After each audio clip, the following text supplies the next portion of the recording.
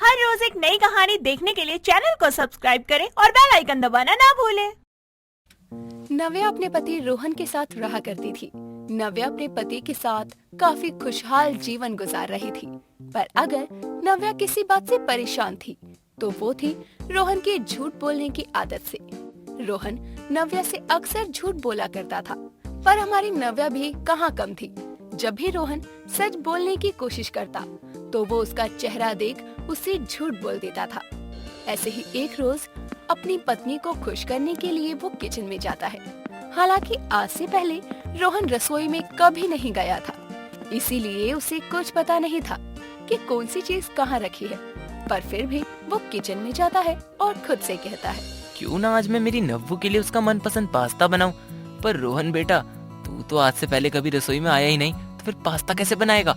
जो भी है देखा जाएगा। ये सोचकर रोहन अब अपनी पत्नी के लिए पास्ता बनाने लगता है।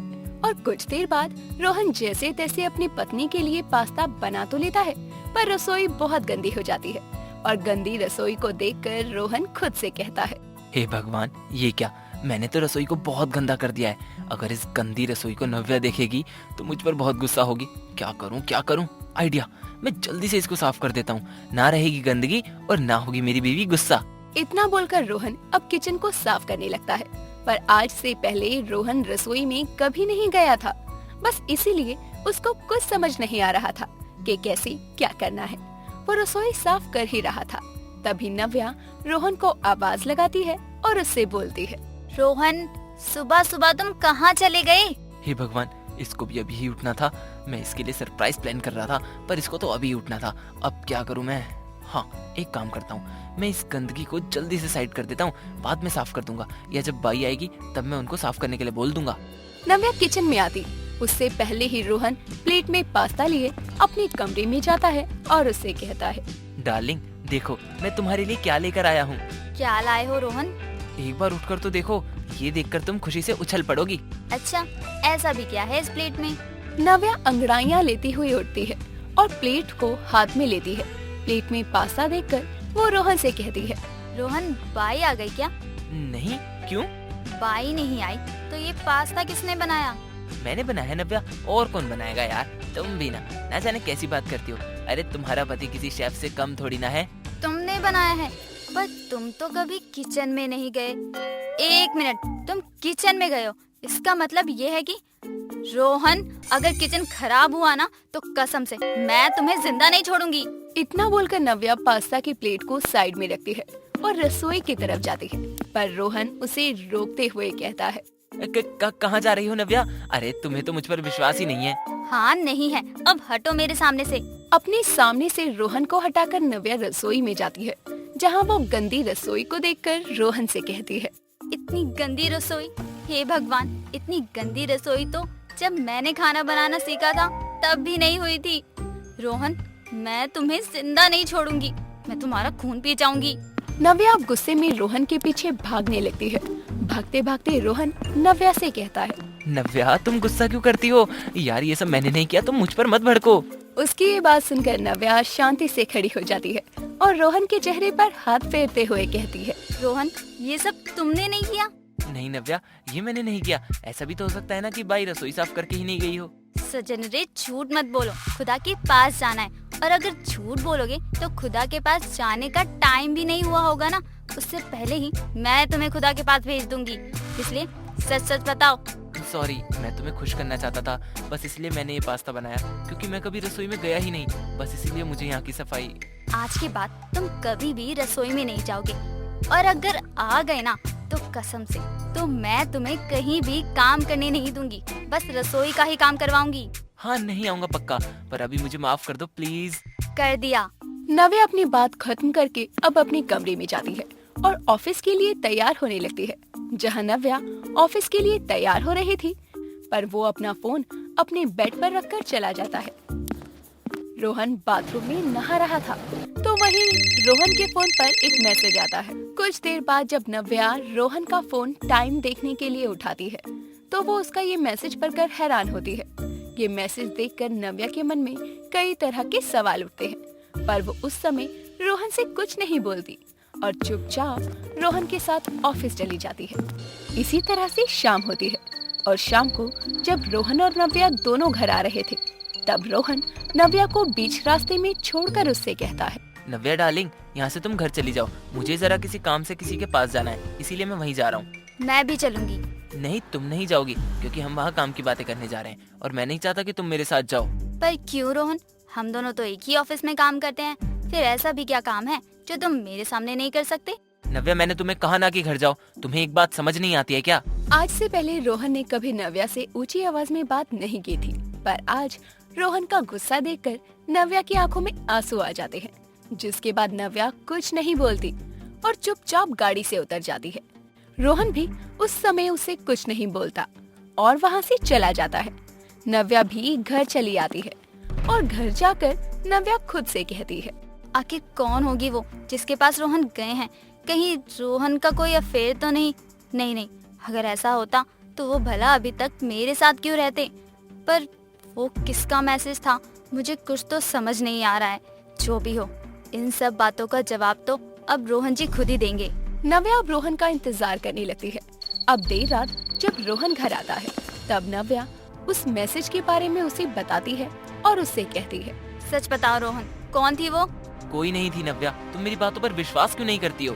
रोहन, मैं तुम्हारी पत्नी हूँ और तुम पर शक करना मेरा हक है। तुम कहीं और न चले जाओ, इसलिए मैं तुम पर शक करती हूँ। और आई एम डैम श्योर कि तुम किसी लड़की से ही बात करते हो। मैं इस बात पर कोई जवाब नहीं देना चाहता नव्या, चलो चलकर खाना खाते हैं। और तुम इस बात की चिंता मत ही करो, नहीं तो तुम्हारी तबीयत खराब हो जाएगी। अरे क्यों ना करूं, और नहीं खाना मुझे खाना, जब तक तुम मुझे ये नहीं बताओगे कि कौन है वो लड़की जिसने तुम्हें वो मैसेज किया है। मैं भी कहीं नहीं जाने वाली, समझे तुम? नव्या, तुम्हारी तबीयत खराब हो जाएगी यार, तुम समझ क्यों नहीं रही हो? ये क्या ड्रामा लगा रखा है, तबीयत खराब हो जाएगी, तबीयत खराब हो जाएगी। अरे मैं कोई छोटी बच्ची नहीं हूँ जो मुझे बच्चों की तरह ट्रीट कर रहे हो। नव्या खुद से ये बात बोल ही रही थी, तभी उसको खांसी आ जाती है और वो अचानक बेहोश होती है। उसको ऐसे हाल में देखकर अब रोहन उसे तुरंत अपनी गोद में उठाकर कार से हॉस्पिटल लेकर जाता है। कुछ देर बाद नव्या का इलाज चलने के बाद अब जब रोहन नव्या के पास जाता है, तो नव्या का हाथ अपने हाथ में रखकर रोते हुए कहता है, नव्या, मैंने तुम्हें कहा था ना कि तुम ज्यादा मत सोचो, देखो क्या हो गया। मैं तुम्हें नहीं खोना चाहता था, बस इसलिए तुमसे तुम्हारी ये सच्चाई छुपा कर रखी। कौन सी सच्चाई? और मैं यहाँ हॉस्पिटल में कैसे? रोहन, अब तो सच बता दो। पहले तुम अपना वो वाला डायलॉग बोलो। सजनरे, झूठ मत बोलो, खुदा के पास जाना है। और अगर तुम झूठ बोलोगे ना तो खुदा के पास जाने का टाइम भी नहीं हुआ होगा, उससे पहले मैं तुम्हें खुदा के पास भेज दूंगी। इसलिए सच बताओ। नव्या, तुम्हें माइग्रेन है, तुम ज्यादा स्ट्रेस नहीं ले सकती, बस यही कारण है तुम्हारे गुस्सा करने का। और जिस मैसेज की बात तुम कर रही हो वो किसी और का नहीं बल्कि यहाँ की डॉक्टर का था, जिसने मुझे मैसेज किया था, पर तुमने गलत समझ लिया। मैं तुम्हें तुम्हारी बीमारी के बारे में कुछ नहीं बताना चाहता था, बस इसीलिए तुमसे नजरें चुरा रहा था। बुद्धू, मैं ठीक हो जाऊंगी, तुम चिंता मत करो। अब नव्या अब अपने पति के साथ खुद को भी दिलासा देती है और बहुत जल्द अब नव्या नॉर्मल हो जाती है, जिसके बाद वो अपने घर चली आती है। इस तरह से अब रोहन अपनी पत्नी से कभी कोई झूठ नहीं बोलता। गीत एक बहुत ही सुलझी हुई समझदार लड़की थी, जिसका बस एक ही सपना था कि वो पढ़ लिख कर अपने पैरों पर खड़ी हो सके। दिमाग से तेज तर्रार होने के साथ ही वो काफी मेहनती भी थी। आँखों में चमक और हाथों में रिजल्ट लिए हुए वो अपनी माँ के पास आकर कहती है, माँ, कहाँ हो आप? जल्दी आओ। अरे क्या हो गया, क्यों चीखती जा रही है? माँ, ये देखो, मेरे कॉलेज का रिजल्ट आ गया है। पूरे कॉलेज में मैंने टॉप किया है। देखा, अब मैं अपने सपनों के कितने करीब आ गई हूँ। अरे बस बस, कोई बड़ा तीर नहीं मारा तूने जो इतना उछल कूद मचा रही है। बहुत कर ली पढ़ाई, अब ससुराल जाकर पढ़ना। माँ, आपका क्या मतलब है? मतलब एकदम साफ है, जवान बेटियां माँ बाप पर बोझ होती है। अरे मोहल्ले की रहने वाली सभी लगभग तेरी उम्र की लड़कियों की शादी हो गई है और कुछ तो बाल बच्चे वाली भी होने वाली है। अरे तू कब करेगी अपने हाथ पीले? माँ, ये क्या कह रही हो आप? वही जो तूने सुना। माँ अभी मैं शादी नहीं करना चाहती, मुझे पहले मेरे पैरों पर खड़ा तो हो जाने दो, इस काबिल तो हो जाने दो कि मैं कुछ कर सकूं। और जिसकी शादी की आप मुझे दुहाइयां दे रही है ना, वो शीतल, जिसके माँ बाप ने सब कुछ देख परख कर उसकी शादी की थी, छोड़ दिया उसके पति ने, अपने मायके में पड़ी है सड़े हुए आम की तरह। अरे पढ़ाई लिखाई बहुत जरूरी है, मुझे अपने दम पर कुछ कर लेने दो, फिर कर देना मेरी शादी। बस बहुत बोल चुकी तू। बेटियों का इतना जुबान चलाना शोभा नहीं देता। कल तुझे लड़के वाले देखने आ रहे हैं, तो ऐसी कोई घटिया करामात मत करियो। माँ होने के बावजूद भी गौरी अपनी बेटी के सपनों को चकनाचूर करते हुए अपनी बात उस पर थोप कर चली जाती है। अगले दिन वरुण नाम का लड़का अपनी माँ सुजाता और पिता पवन के साथ उसके घर आता है और पारिवारिक रजामंदी से शादी तय हो जाती है। बीच में ही गीत बोल पड़ती है। एक मिनट रुकिए, मेरी मर्जी, मेरी जिंदगी, मेरा फैसला, मेरी शादी, और मैं शादी एक ही शर्त पर करूंगी। अगर आप मुझे शादी के बाद भी पढ़ने देंगी, मुझे कुछ बनने देंगे तो। अगर आपको इससे कोई एतराज नहीं है तो मैं राजी हूँ। बोलो भला, हमें क्यों एतराज होगा? एक बार शादी हो जाए, जब जितनी मर्जी उतनी किताबें छापती रही हो। मेरा बेटा कौन सा तेरी किताबों के अंदर घुसा जा रहा है? अच्छा समधन जी, अब इजाजत दीजिए। इतना कहते हुए लड़के वाले वहाँ से चली जाते हैं। तभी गौरी गुस्से से कहती है, मना किया था ना तुझे, लेकिन तेरी रॉकेट जैसी तेज जुबान रुकती ही नहीं है। माँ, अगर मेरी जुबान रॉकेट होती ना, तो मेरे ससुराल वाले उसकी रफ्तार से ना कब के अंतरिक्ष में पहुँच चुके होते। इतनी देर सोफे पर पसर के ना उसकी जान नहीं निकालते। समय बीतने के साथ शादी का दिन आता है। रस्मों रिवाजों के साथ वरुण और गीत पति पत्नी के बंधन में बंध जाते हैं और विदाई के समय गीत का सामान देखकर सुजाता कहती है, अरे बहू, ये आधे दर्जन सूटकेस ईंट पत्थर भर लिया है क्या? क्या मतलब है इतना सामान ले जाने का? अरे वृद्धा आश्रम के लोग भी इतना सामान नहीं बांधते जितना तू ससुराल लेकर जा रही है। जानती हूँ माँ जी, इसमें मेरी जरूरत की किताबें हैं। ओह अच्छा, एक काम कर बहू, ये कॉपी किताबें फिर कभी मंगा लियो। क्या है ना, गाड़ी में रिश्तेदारों के बैठने की जगह भी नहीं है, कम पड़ जाएगी, तो ये बोझा कहाँ ही हटकाएंगे। सासू माँ, गाड़ी की डिक्की तो खाली है, और फिर गाड़ी कोई गधा थोड़ी है जिसकी पीठ पर सारा बोझा लाद दे।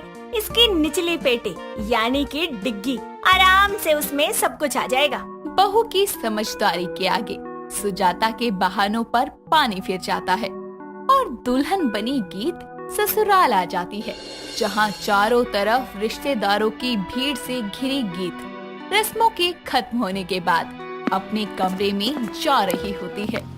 तभी वो अपने ससुर पवन को बोलते हुए सुनती है, अरे श्रीमती, मिठाई ही खाती रहोगी? सोचा है कुछ? बहू से क्या बोलने वाली हो? शादी तो निपट गई। अरे शादी के साथ बहू की आजादी समाप्त। वरुण के पापा, शादी तो अब हो चुकी है, इसलिए अब बहू वही करेगी जो उसकी सास चाहेगी। वो तो उस दिन मैंने उसे झांसा दिया था, क्योंकि मैं इतनी सुंदर लड़की को अपने हाथ से जाने नहीं देना चाहती थी। इसका मतलब मेरा शक एकदम सही था। मैं अपनी जिंदगी चूल्हे चौके में नहीं झोंक सकती। मेरे पास यहाँ से भागने के अलावा और कोई रास्ता नहीं है। मुझे अपनी मंजिल तक पहुँचने के लिए ये कदम उठाना ही होगा। सभी लोग हॉल में बिजी होते हैं। तभी गीत खिड़की से कूदकर भाग जाती है।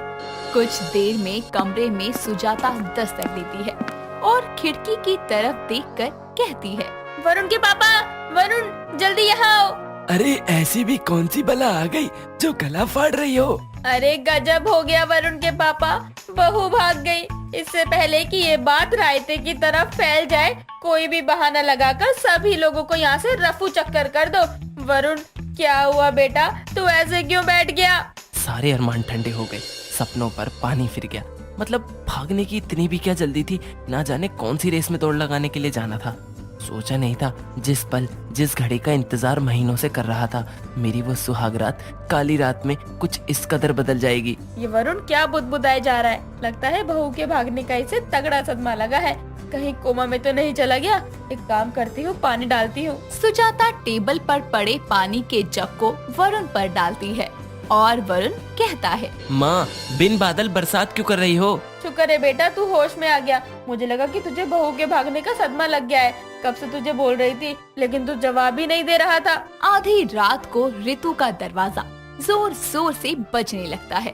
तभी वो दरवाजे के पास आती हुई कहती है, कौन चमगादड़ की औलाद इतनी रात को दरवाजे पे तबाही मचा रहा है कि तू यहाँ, वो भी दुल्हन के जोड़े में, भाग के तो नहीं आई ना? अरे सवालों का ढेर बाद में लगा लियो, अंदर तो घुसने दे मेरी माँ। गीत अंदर आकर सोफे पर बैठ जाती है, जिसके बाद वो उसे पूरी बात बताती है और रितु कहती है, ओ भैंस की आंख, तेरे ससुराल वालों को भनक लग गई ना तो मेरी खाट खड़ी कर देंगे। क्यों मेरी लंका लगवाने पर तुली है? किसने कहा था तुझे जब भी मीट की करीना बनने को? तो मैं क्या करती? उन सभी के लिए लड़की का अर्थ बस यही है, लड़की बेटी से बहू बनी, बहू से माँ बनी और माँ से सास बनी। अरे मैं पूछती हूँ कि लड़की की जिंदगी बस यही वाली पोस्ट के लिए बनी है क्या? उसकी कोई और लाइफ नहीं है? अरे मैं नहीं जीना चाहती सिर्फ यही सास बहू वाली जिंदगी, मुझे उससे आगे कुछ कर दिखाना है। अबे तेरे इस लाइफ गोल की परिभाषा सुनकर मुझे सब कुछ घूमता हुआ गोल गोल दिखाई दे रहा है। तुझे ससुराल से भागना नहीं चाहिए था। अगर गलती से उन्हें भनक लग गई तो सब के सब मेरे घर आ धमकेंगे और फिर मुझे भगा भगा कर धोएंगे। ऐसा कुछ नहीं होगा, मेरा यकीन कर। मैं अपनी मंजिल और अपने सपने के बहुत करीब हूँ।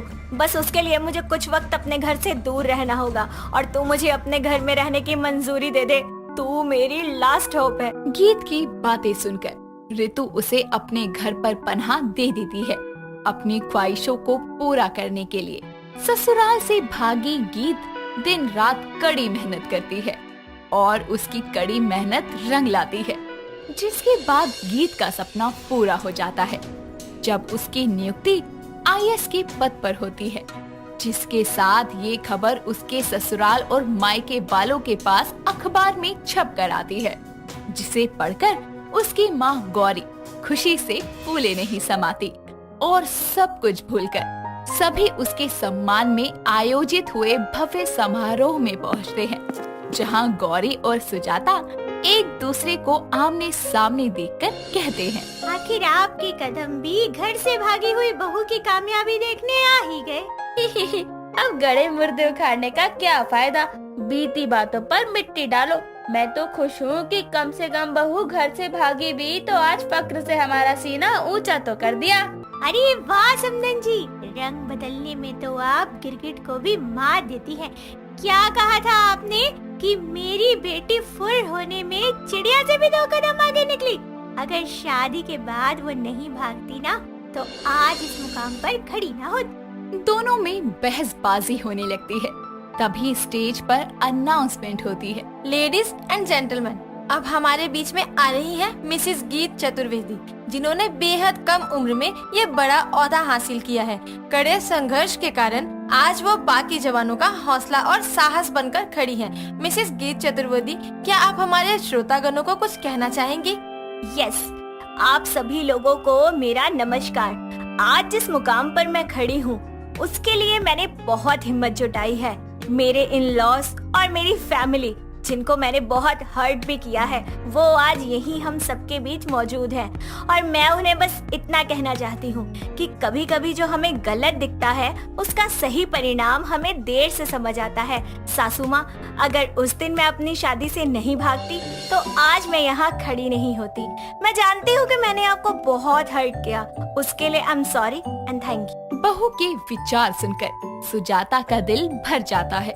तभी तालियों की गड़गड़ाहट में आईएएस बनी गीत को सम्मानित किया जाता है, जिसके बाद सुजाता उसे गले लगाकर कहती है, बहू अपनी सास को माफ कर दे। तेरे भागने के कारण मैंने तुझे बेहद गलत समझा, पर आज तूने अपने ससुराल और मायके दोनों का नाम रोशन कर दिया। सास और माँ की नासमझी के कारण गीत को अपने सपनों को पूरा करने के लिए मजबूरन ना चाहते हुए भी घर से भागना पड़ा। ये कहानी हमें ये सीख देती है कि अपनी ख्वाहिशें किसी के ऊपर थोपना सरासर गलत है। जो गलती सुजाता और गौरी ने की वो आप और हम कभी ना दोहराएं। गीत एक बहुत ही सुलझी हुई समझदार लड़की थी, जिसका बस एक ही सपना था कि वो पढ़ लिख कर अपने पैरों पर खड़ी हो सके। दिमाग से तेज तर्रार होने के साथ ही वो काफी मेहनती भी थी। आंखों में चमक और हाथों में रिजल्ट लिए हुए वो अपनी माँ के पास आकर कहती है, माँ कहाँ हो आप? जल्दी आओ। अरे क्या हो गया? क्यों चीखती जा रही है? माँ ये देखो, मेरे कॉलेज का रिजल्ट आ गया है। पूरे कॉलेज में मैंने टॉप किया है। देखा, अब मैं अपने सपनों के कितने करीब आ गई हूँ। अरे बस बस, कोई बड़ा तीर नहीं मारा तूने जो इतना उछल कूद मचा रही है। बहुत कर ली पढ़ाई, अब ससुराल जाकर पढ़ना। माँ का क्या मतलब है? मतलब एकदम साफ है, जवान बेटियां माँ बाप पर बोझ होती है। अरे मोहल्ले की रहने वाली सभी लगभग तेरी उम्र की लड़कियों की शादी हो गई है और कुछ तो बाल बच्चे वाली भी होने वाली है।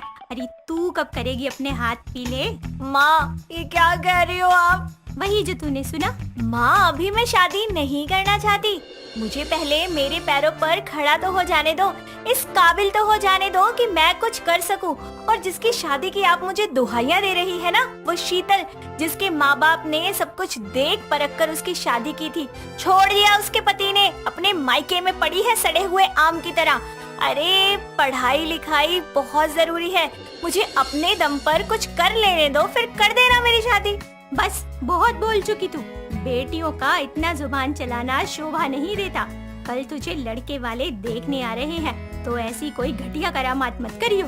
माँ होने के बावजूद भी गौरी अपनी बेटी के सपनों को चकनाचूर करते हुए अपनी बात उस पर थोप कर चली जाती है। अगले दिन वरुण नाम का लड़का अपनी माँ सुजाता और पिता पवन के साथ उसके घर आता है और पारिवारिक रजामंदी से शादी तय हो जाती है। बीच में ही गीत बोल पड़ती है, 1 मिनट रुकिए। मेरी मर्जी, मेरी जिंदगी, मेरा फैसला, मेरी शादी, और मैं शादी एक ही शर्त पर करूंगी। अगर आप मुझे शादी के बाद भी पढ़ने देंगी, मुझे कुछ बनने देंगे तो। अगर आपको इससे कोई एतराज नहीं है तो मैं राजी हूँ। बोलो भला, हमें क्यों एतराज होगा? एक बार शादी हो जाए, जब जितनी मर्जी उतनी किताबें छापती रही हो। मेरा बेटा कौन सा तेरी किताबों के अंदर घुसा जा रहा है? अच्छा समधन जी, अब इजाजत दीजिए। इतना कहते हुए लड़के वाले वहाँ से चली जाते हैं। तभी गौरी गुस्से से कहती है, मना किया था ना तुझे, लेकिन तेरी रॉकेट जैसी तेज जुबान रुकती ही नहीं है। माँ, अगर मेरी जुबान रॉकेट होती ना, तो मेरे ससुराल वाले उसकी रफ्तार से ना कब के अंतरिक्ष में पहुँच चुके होते। इतनी देर सोफे पर पसर के ना उसकी जान नहीं निकालते। समय बीतने के साथ शादी का दिन आता है। रस्मों रिवाजों के साथ वरुण और गीत पति पत्नी के बंधन में बंध जाते हैं और विदाई के समय गीत का सामान देखकर सुजाता कहती है, अरे बहू, ये आधे दर्जन सूटकेस ईंट पत्थर भर लिया है क्या? क्या मतलब है इतना सामान ले जाने का? अरे वृद्धा आश्रम के लोग भी इतना सामान नहीं बांधते जितना तू ससुराल लेकर जा रही है। जानती हूँ माँ जी, इसमें मेरी जरूरत की किताबें हैं। ओह अच्छा, एक काम कर बहू, ये कॉपी किताबें फिर कभी मंगा लियो। क्या है ना, गाड़ी में रिश्तेदारों के बैठने की जगह भी नहीं है, कम पड़ जाएगी, तो ये बोझा कहाँ ही हटकाएंगे। सासू माँ, गाड़ी की डिग्गी तो खाली है, और फिर गाड़ी कोई गधा थोड़ी है जिसकी पीठ पर सारा बोझा लाद दे। इसकी निचली पेटी यानी कि डिग्गी, आराम से उसमें सब कुछ आ जाएगा। बहू की समझदारी के आगे सुजाता के बहानों पर पानी फिर जाता है और दुल्हन बनी गीत ससुराल आ जाती है, जहाँ चारों तरफ रिश्तेदारों की भीड़ से घिरी गीत रस्मों के खत्म होने के बाद अपने कमरे में जा रही होती है। तभी वो अपने ससुर पवन को बोलते हुए सुनती है, अरे श्रीमती, मिठाई ही खाती रहोगी? सोचा है कुछ? बहू से क्या बोलने वाली हो? शादी तो निपट गई। अरे शादी के साथ बहू की आजादी समाप्त। वरुण के पापा, शादी तो अब हो चुकी है, इसलिए अब बहू वही करेगी जो उसकी सास चाहेगी। वो तो उस दिन मैंने उसे झांसा दिया था, क्योंकि मैं इतनी सुंदर लड़की को अपने हाथ से जाने नहीं देना चाहती थी। इसका मतलब मेरा शक एकदम सही था। मैं अपनी जिंदगी चूल्हे चौके में नहीं झोंक सकती। मेरे पास यहाँ से भागने के अलावा और कोई रास्ता नहीं है। मुझे अपनी मंजिल तक पहुँचने के लिए ये कदम उठाना ही होगा। सभी लोग हॉल में बिजी होते हैं। तभी गीत खिड़की से कूदकर भाग जाती है। कुछ देर में कमरे में सुजाता दस्तक देती है और खिड़की की तरफ देखकर कहती है, वरुण के पापा, वरुण जल्दी यहाँ आओ। अरे ऐसी भी कौन सी बला आ गई जो गला फाड़ रही हो? अरे गजब हो गया वरुण के पापा, बहू भाग गई। इससे पहले कि ये बात रायते की तरफ फैल जाए, कोई भी बहाना लगाकर सभी लोगों को यहाँ से रफू चक्कर कर दो। वरुण क्या हुआ बेटा, तू ऐसे क्यों बैठ गया? सारे अरमान ठंडे हो गए, सपनों पर पानी फिर गया। मतलब भागने की इतनी भी क्या जल्दी थी, ना जाने कौन सी रेस में दौड़ लगाने के लिए जाना था। सोचा नहीं था जिस पल जिस घड़ी का इंतजार महीनों से कर रहा था, मेरी वो सुहाग रात काली रात में कुछ इस कदर बदल जाएगी। ये वरुण क्या बुदबुदाए जा रहा है? लगता है बहू के भागने का इसे तगड़ा सदमा लगा है। कहीं कोमा में तो नहीं चला गया? एक काम करती हूँ, पानी डालती हूँ। सुजाता टेबल पर पड़े पानी के जग को वरुण पर डालती है और वरुण कहता है, माँ बिन बादल बरसात क्यों कर रही हो? शुक्र है बेटा तू होश में आ गया। मुझे लगा कि तुझे बहू के भागने का सदमा लग गया है। कब से तुझे बोल रही थी, लेकिन तू जवाब ही नहीं दे रहा था। आधी रात को रितु का दरवाजा जोर जोर से बजने लगता है। तभी वो दरवाजे के पास आती हुई कहती है, कौन चमगादड़ की औलाद इतनी रात को दरवाजे पे तबाही मचा रहा है? कि तू यहाँ, वो भी दुल्हन के जोड़े में, भाग भाग के तो नहीं आई ना?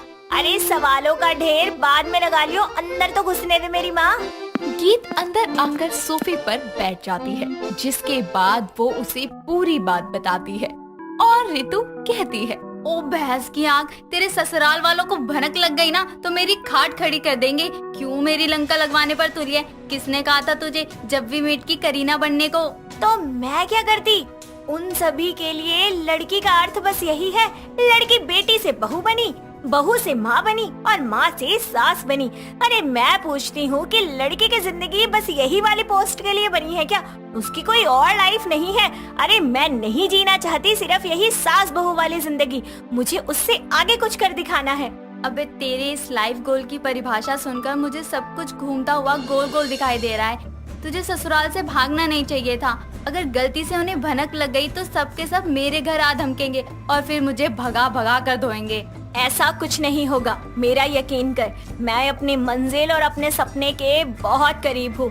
बस उसके लिए मुझे कुछ वक्त अपने घर से दूर रहना होगा और तू मुझे अपने घर में रहने की मंजूरी दे दे। तू मेरी लास्ट होप है। गीत की बातें सुनकर रितु उसे अपने घर पर पनाह दे देती है, अपनी ख्वाहिशों को पूरा करने के लिए। ससुराल से भागी गीत दिन रात कड़ी मेहनत करती है और उसकी कड़ी मेहनत रंग लाती है, जिसके बाद गीत का सपना पूरा हो जाता है जब उसकी नियुक्ति IAS के पद पर होती है, जिसके साथ ये खबर उसके ससुराल और मायके वालों के पास अखबार में छप कर आती है, जिसे पढ़कर उसकी माँ गौरी खुशी से फूले नहीं समाती और सब कुछ भूलकर सभी उसके सम्मान में आयोजित हुए भव्य समारोह में पहुँचते हैं, जहाँ गौरी और सुजाता एक दूसरे को आमने सामने देखकर कहते हैं, आखिर आपके कदम भी घर से भागी हुई बहू की कामयाबी देखने आ ही गए। अब गड़े मुर्दे उखाड़ने का क्या फायदा? बीती बातों पर मिट्टी डालो। मैं तो खुश हूँ कि कम से कम बहू घर से भागी भी तो आज फक्र से हमारा सीना ऊंचा तो कर दिया। अरे वाह समदन जी, रंग बदलने में तो आप गिरगिट को भी मार देती हैं। क्या कहा था आपने कि मेरी बेटी फुर होने में चिड़िया से भी 2 कदम आगे निकली? अगर शादी के बाद वो नहीं भागती ना तो आज इस मुकाम पर खड़ी ना होती। दोनों में बहसबाजी होने लगती है। तभी स्टेज पर अनाउंसमेंट होती है, लेडीज एंड जेंटलमैन, अब हमारे बीच में आ रही है मिसेस गीत चतुर्वेदी, जिन्होंने बेहद कम उम्र में ये बड़ा ओहदा हासिल किया है। कड़े संघर्ष के कारण आज वो बाकी जवानों का हौसला और साहस बनकर खड़ी हैं। मिसेस गीत चतुर्वेदी, क्या आप हमारे श्रोतागणों को कुछ कहना चाहेंगी? यस, आप सभी लोगों को मेरा नमस्कार। आज जिस मुकाम पर मैं खड़ी हूँ उसके लिए मैंने बहुत हिम्मत जुटाई है। मेरे इन लॉस और मेरी फैमिली, जिनको मैंने बहुत हर्ट भी किया है, वो आज यही हम सबके बीच मौजूद हैं और मैं उन्हें बस इतना कहना चाहती हूँ कि कभी कभी जो हमें गलत दिखता है उसका सही परिणाम हमें देर से समझ आता है। सासू माँ, अगर उस दिन मैं अपनी शादी से नहीं भागती तो आज मैं यहाँ खड़ी नहीं होती। मैं जानती हूँ कि मैंने आपको बहुत हर्ट किया, उसके लिए I am sorry and thank you. बहू के विचार सुनकर सुजाता का दिल भर जाता है। तभी तालियों की गड़गड़ाहट में आईएएस बनी गीत को सम्मानित किया जाता है, जिसके बाद सुजाता उसे गले लगाकर कहती है, बहू अपनी सास को माफ कर दे। तेरे भागने के कारण मैंने तुझे बेहद गलत समझा, पर आज तूने अपने ससुराल और मायके दोनों का नाम रोशन कर दिया। सास और माँ की नासमझी के कारण गीत को अपने सपनों को पूरा करने के लिए मजबूरन ना चाहते हुए भी घर से भागना पड़ा। ये कहानी हमें ये सीख देती है कि अपनी ख्वाहिशें किसी के ऊपर थोपना सरासर गलत है। जो गलती सुजाता और गौरी ने की वो आप और हम कभी ना दोहराएं। अंधेरी रात को एक सिया नाम की लड़की अपने प्रेमी सौरभ के साथ मुंबई जा रही होती है। रास्ते में आने वाले एक गांव खेर बंदर में आकर उनकी गाड़ी बंद पड़ जाने के कारण सिया उससे बोलती है, क्या हुआ सौरभ, अचानक गाड़ी क्यों बंद हो गई? मुझे क्या पता सिया, रुको अभी देखता हूँ। सौरभ गाड़ी के आगे की डिक्की खोल कर देखता है तो उसमें से धुआं निकलने लगता है, जिसके बाद वो सिया से बोलता है, सिया यार, गाड़ी ज्यादा देर चलने के कारण बंद पड़ गई है। अब इंजन के ठंडे होने का इंतजार करना होगा। यार मुझे बहुत भूख लग रही थी, सोचा किसी ढाबे पर रुकेंगे, लेकिन ये तो उससे पहले ही बंद हो गई। वो देखो पास में ही एक खैर बंदर गांव है, वहाँ देखते हैं कोई ढाबा या रेस्टोरेंट होगा, वहीं खाते हैं कुछ। सिया और सौरभ गांव के अंदर जाते हैं, जहां एक अलग सी ही शांति और सन्नाटे का घेरा बना हुआ था। तभी दूर एक ढाबा देखकर सिया बोलती है, देखो सौरभ, वहाँ एक ढाबा है, चलो जल्दी से कुछ खाते हैं, तब तक गाड़ी भी ठंडी हो जाएगी। सिया सौरभ का हाथ पकड़कर ढाबे के पास उसे ले जाती है, जहां वो देखती है कि ढाबे पर कोई नहीं है। वो आवाज मारकर किसी को बुलाने की कोशिश करती है। तभी अचानक उसके चेहरे के सामने एक गंदे से मुंह की बूढ़ी औरत आती है, जो दोनों को घूरते हुए बोलती है, कौन हो तुम, यहाँ क्यों आए हो? वो हमारी गाड़ी खराब हो गई है यहीं पास में, और भूख भी बहुत तेज लगी थी, तो ढाबा देखकर यहाँ कुछ खाने चले आए। आप जरा बताएंगे कि यहाँ क्या क्या मिलता है? यहाँ सिर्फ मिलती है खीर, रात के 12 बजे। अब ढाबे में और कुछ मौजूद नहीं है। क्या बस खीर? अरे उससे पेट थोड़ी भरेगा, कुछ तो होगा, कोई सब्जी चावल। बोला ना नहीं है, खीर खानी है तो बैठ जाओ, वरना जा सकते हो। सौरभ, बहुत भूख लगी है, खाना आगे जाकर खा लेंगे, अभी ये खीर खा लेते हैं। सिया के कहने पर सौरभ और वो वहाँ खीर खाने बैठ जाते हैं। वो बूढ़ी औरत उन दोनों के लिए खीर लाती है, और जैसे ही सिया खीर खाने जाती है, तभी एक कौवा आकर उसकी खीर को झूठा कर देता है, और ये देखकर सिया बोलती है, अरे यार, तुझे भी अभी खाने आना था। आंटी, आप एक कटोरी खीर और ले आओ। वो औरत वापस से खीर लेने जाती है। तभी सौरभ देखता है कि वो कौवा खीर खाने के बाद वहीं तड़प तड़प कर मर गया है। ये देखकर सौरभ बोलता है, सिया देखो, ये खीर जहरीली है, खूनी खीर है ये कौवा इसको खाकर मर गया। हाँ सौरभ, ये हम कहाँ फंस गए। चलो निकलो यहाँ से, शुक्र है भगवान का कि हमने खीर नहीं खाई, चलो यहाँ से।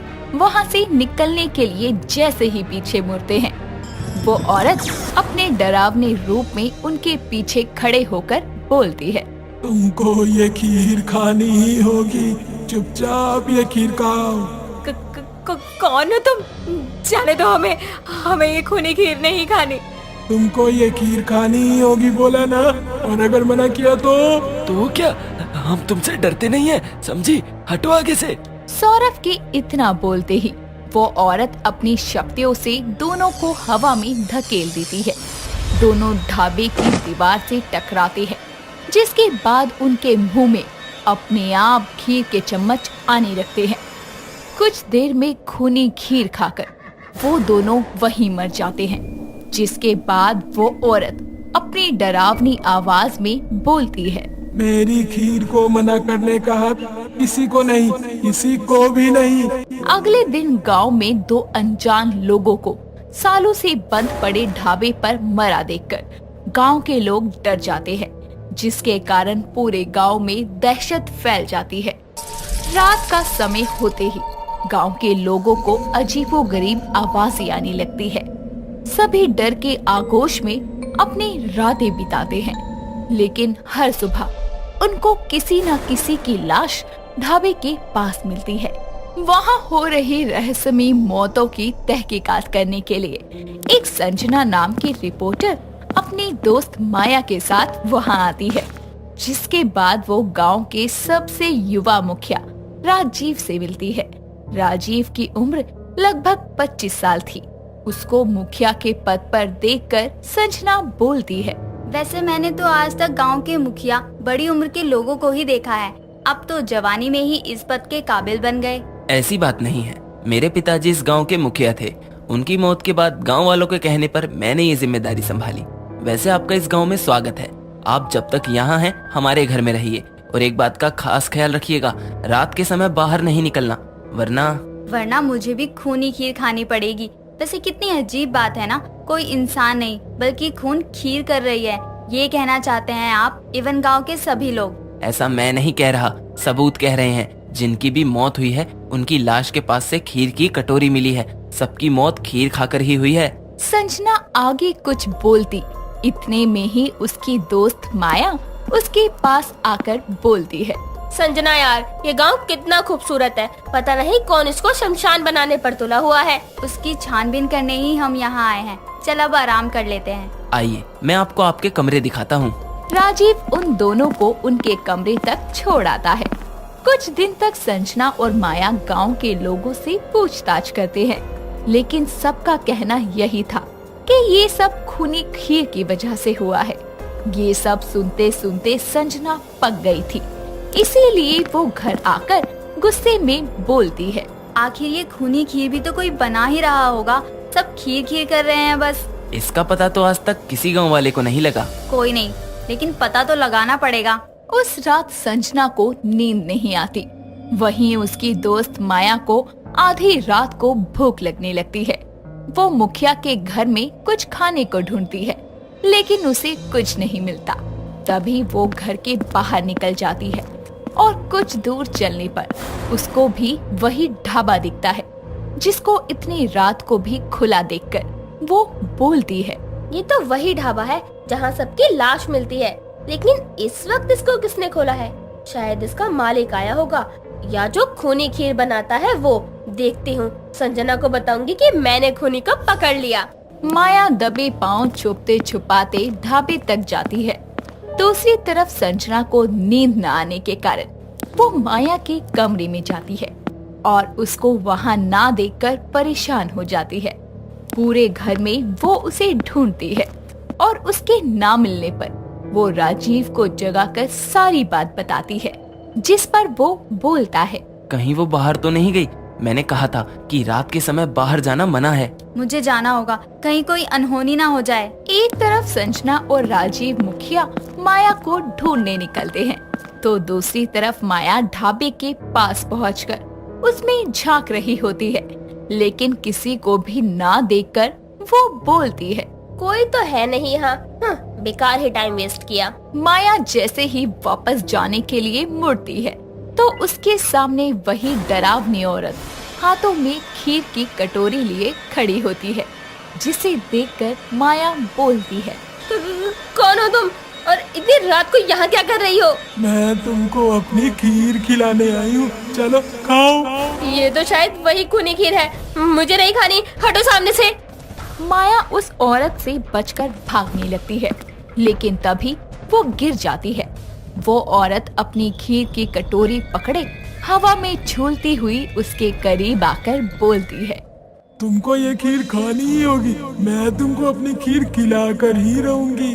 वो औरत खीर की कटोरी लेकर आगे बढ़ ही रही होती है कि तभी पीछे से मुखिया और संजना आ जाते हैं और वो माया को ऐसे डरा हुआ जमीन पर देखकर हैरान होकर बोलते हैं, माया तुम यहाँ क्या कर रही हो और ये औरत कौन है? संजना की आवाज सुनकर वो औरत पीछे मुड़ती है, तो उसकी डरावनी शक्ल देखकर वो और राजीव भी डर जाते हैं। तभी वो औरत राजीव को देखकर बोलती है, आ गया तू मुखिया रघुवेंद्र के बेटे। तेरे बाप की वजह से मेरा ढाबा बंद हुआ था। कब से मैं इसी चाह में थी कि तू इस आधी रात को मेरे ढाबे पर आए और मैं तुझे अपनी खूनी खीर खिला सकूं, जैसे तेरे बाप ने मुझे खिलाई थी। मेरे पिताजी ने तुमको तुम्हारी ही चाल का जवाब दिया था, लेकिन वो ये नहीं जानते थे कि तुम मरने के बाद भी इस गांव में अपनी दहशत फैलाओगी, वरना तुम्हारी आत्मा को भी मारने के बाद ही मरते वो। तुम जानते हो कि ये कौन है? हाँ, 1 साल पहले।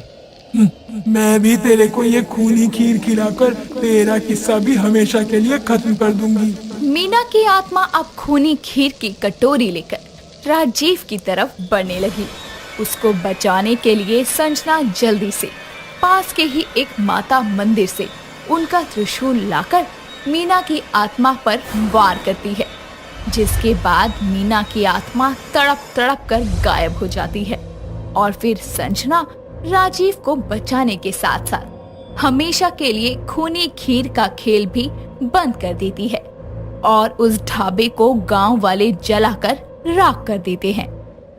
दोस्तों, अगर आपको ये कहानी पसंद आई तो इसे लाइक करें, शेयर करें और कमेंट करके बताएं कि कहानी में आपको सबसे अच्छा क्या लगा।